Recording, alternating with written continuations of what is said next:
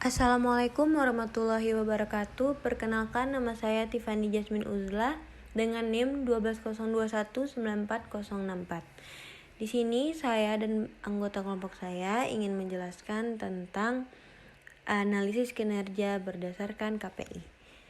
Yang pertama ada visi misi.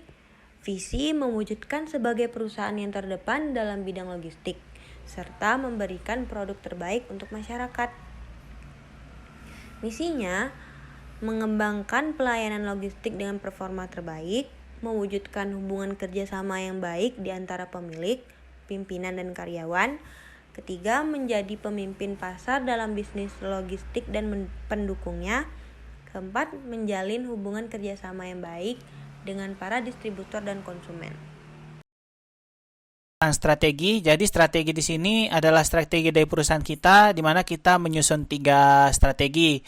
Yang pertama, memberikan layanan yang terbaik dan prima. Kemudian yang kedua, menyediakan jasa pengiriman produk dengan tarif yang kompetitif. Dan yang ketiga, menjaga kesejahteraan karyawan. Baik, untuk selanjutnya adalah menjelaskan tentang KPI. KPI adalah alat ukur untuk menggambarkan efektivitas perusahaan dalam mencapai tujuan bisnisnya. Berikut adalah komponennya, itu terdiri dari goals, KPI, data, perhitungan, dan chart. Untuk goals adalah yang pertama, meningkatkan jumlah pengiriman produk. Itu KPI-nya memperluas jangkauan pemasaran layanan. Untuk datanya, mengambil tabel payment dengan atribut customer number.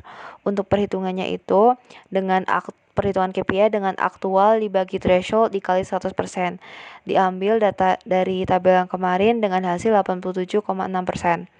Dengan chart yakni gauge sebagai berikut.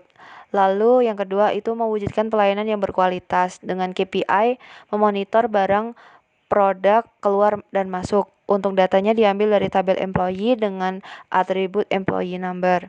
Lalu untuk perhitungannya itu berdasarkan evaluasi dan penilaian kepada karyawan. Maka ditampilkan chartnya itu tabel seperti rata-rata penilaian kepuasan pelanggan terhadap karyawan. Lalu goalsnya itu yang ketiga mengembangkan sumber daya manusia. Dengan KPI-nya itu meningkatkan jumlah karyawan. Dengan tabel employee number mengambil atribut dari employee no dengan KPI aktual dibagi threshold dikali 100%. Maka diambil datanya dari yang kemarin dengan data hasilnya itu 97,7%. Dengan chart gauge ditampilkan seperti berikut. Lalu untuk yang keempat, meminimalisir terjadinya pembatalan. Goalsnya dan KPI-nya itu melakukan controlling di semua divisi perusahaan. Dengan data itu mengambil tabel payment dengan atribut order number. Lalu untuk perhitungannya itu berdasarkan jumlah barang yang batal dikirim. Dengan chartnya itu ditampilkan dalam tabel rata-rata barang yang gagal dikirim. Lalu yang terakhir itu mengefisiensi kapasitas penyimpanan produk. Dengan KPI itu mengontrol kapasitas tempat penyimpanan produk. Untuk tabelnya sendiri diambil dari tabel KTY in stock dengan atribut product name. Lalu perhitungannya itu total kapasitas penyimpanan barang yang tersedia. Untuk tabelnya ditampilkan seperti berikut. Mengenai hierarki, jadi hierarki adalah struktur logis yang menggunakan level berurutan sebagai sarana untuk mengatur data. Hierarki dapat digunakan untuk mendefinisikan agregasi data. Selanjutnya, untuk kelompok kami menggunakan 2 dimensi, yaitu payment dimension dan customer dimension. Pada payment dimension, kami urutkan hierarkinya dari general ke spesifik, yaitu ada amount in, kemudian turun ke payment date, kemudian customer number, kemudian ke check number.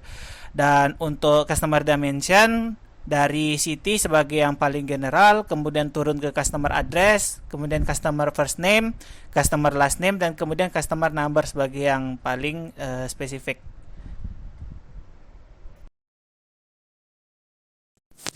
Selanjutnya ada performance measurement. Nah, di dalam performance measurement ini ada perspektif customer. Goalsnya itu produk sampai dengan kondisi tidak ada kecacatan. Targetnya rata-rata kepuasan customer dalam menerima produk sebesar 85%. ada measurementnya itu penerimaan produk, dan inisiatifnya itu meningkatkan kualitas pengiriman. Yang kedua ada finance. Dari perspektif finance, ada goalsnya itu meningkatkan keuntungan dari banyaknya customer. Terus ada targetnya itu meningkatnya jumlah pemesanan pengiriman sebesar 20% per bulan. Measurementnya itu pengiriman produk, dan inisiatifnya itu melakukan promosi terhadap jasa pengiriman. Nah, di dalam perspektif internal business process, ada goalsnya itu mengembangkan sistem pengiriman barang di perusahaan. Targetnya itu mengurangi biaya operasi pengiriman sebesar 30%, dan measurementnya itu ada biaya operasi produk. Setelah itu inisiatif dari internal business process itu melakukan perubahan pada bisnis proses perusahaan. Nah, selanjutnya dari perspektif learning and growth, goalsnya itu menambah penyimpanan dan transportasi pengiriman. Yang kedua ada dalam targetnya itu membeli atau menyewa sebuah gudang penyimpanan dengan ukuran sama atau lebih besar dengan gudang utama. Dan ada selanjutnya itu ada juga measurementnya pembangunan gudang dan pembelian transportasi. Dan selanjutnya itu ada yang terakhir, inisiatifnya menyimpan sebagian hasil keuntungan untuk memperoleh gudang dan transportasi baru.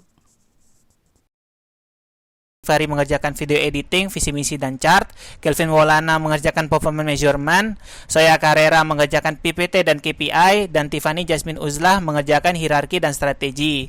Mungkin hanya itu penjelasan materi dari kami. Terima kasih atas perhatiannya, dan mohon maaf apabila ada kata-kata yang kurang berkenan. Assalamualaikum warahmatullahi wabarakatuh.